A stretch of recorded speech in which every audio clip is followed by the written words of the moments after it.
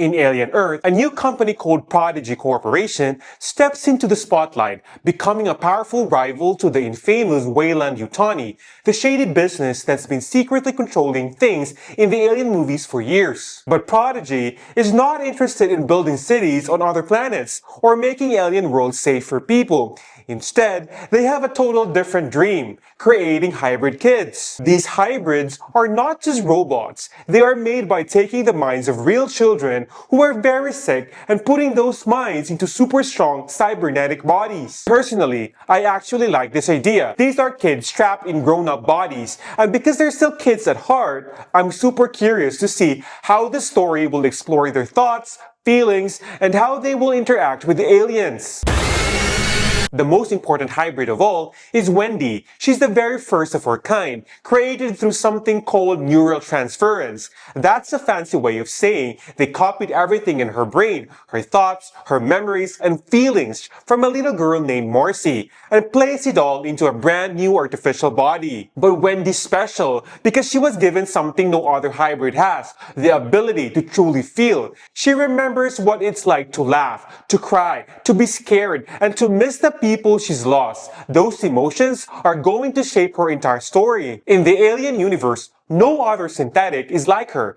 Ash, Bishop, and David, the other synthetics, either followed orders without caring, had strict morals, or become obsessed with playing God. Wendy, on the other hand, feels real emotional conflict because she remembers what it feels like to be human. Sometimes, she hesitates before following orders. In episode 1 of Alien Earth, there's even a scene where she refuses a command, something no other synthetic has done before. She makes choices based not on logic, but on compassion and fear. That makes her unpredictable and harder for Prodigy to control. Wendy is not alone though. There's also a group called the Lost Boys, a squad of synthetic children created the same way she was. They still remember pieces of their human lives, some happy, some painful, but for most part, they are built to follow orders. When a spaceship called Maginot crashes on Earth, Prodigy sends the Lost Boys to check it out. What they don't know is that the ship is carrying alien creatures, the early versions of the terrifying Xenomorphs.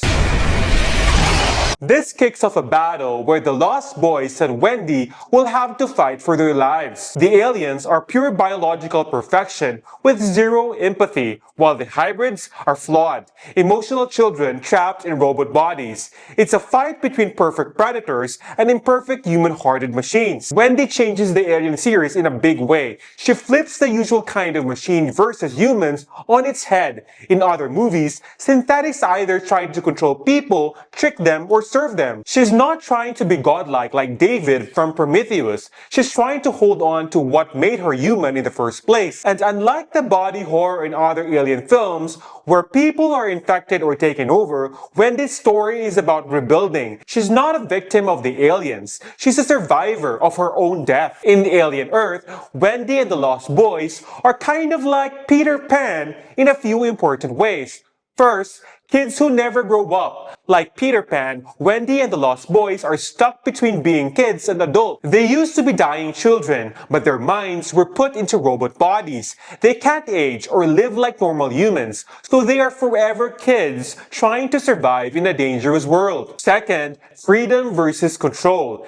Peter Pan is all about freedom, imagination, and doing what he wants instead of following the rules. In the original story, Wendy learns to accept being an adult, but in Alien Earth, Wendy does the opposite. She pushes back against the strict, controlling world of the Prodigy and questions the rules, showing she won't just blindly obey. They are stuck in a strange version of Neverland. Only here, Earth itself is a dangerous playground, and just like Peter Pan, staying young forever comes with a price. Wendy's story is not just about being a hero, it's about fighting to keep her sense of self in a world designed to control her. The show's creator, Noah Hawley, says Alien Earth is not just about monsters, it's a story about memory and identity. He was inspired by Frankenstein, Pinocchio, and Peter Pan and built Wendy as the opposite of David from Prometheus, where David wants to become God. Hawley says Wendy is trying to remember how to be human.